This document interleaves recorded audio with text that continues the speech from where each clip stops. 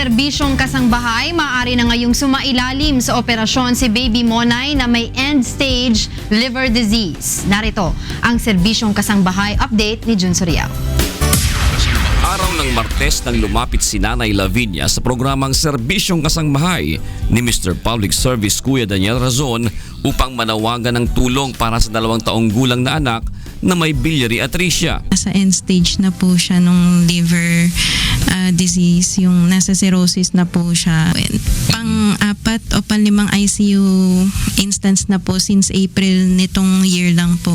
Ang biliary atresia ay sakit na mga sanggol kung saan ang bile ducts o daanan ng apdo ay hindi nag-develop. Usually, pinanganak sila ng may ganyan. No, produce na bile ng atay, hindi ngayon makababa sa bituka kung saan sa kailangan. So dahil dito, naninilaw sila, yung nutrition nila affected, at unti-unting nasisira yung atay. Upang magamot ang sakit na ito ni Baby Monay, kakailanganin niyang sumailalim sa liver transplant. Sa tulong ng programang Serbisyong Kasangbahay, katuwang ang The Medical City, Hepatology Society of the Philippines at ang Rotary International District 3780 ay maaari nang masimulan ang operasyon ni Baby Monay.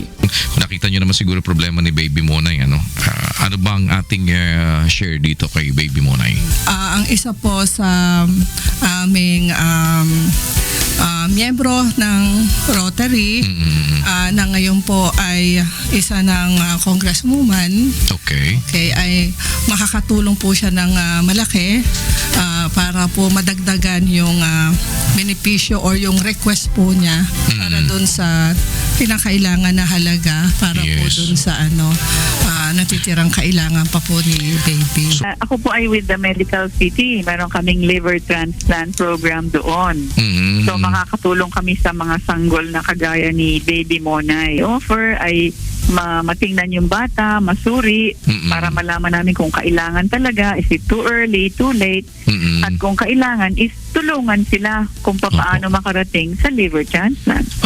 Salamat po at sa pagkasangkapan sa inyo ng Panginoon para maipagkaloob itong ganitong assistance kay Nanay Love. Samantala, bukod kay Nanay Love ay natulungan din ng programa si Mang Ronnie Season na humingi ng 2 bag ng dugo para sa kanyang asawa na may chronic kidney disease.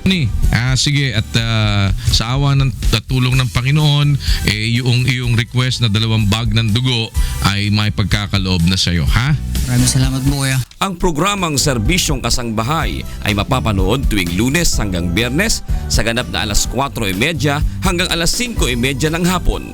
Jun Soriao, UNTV News and Rescue.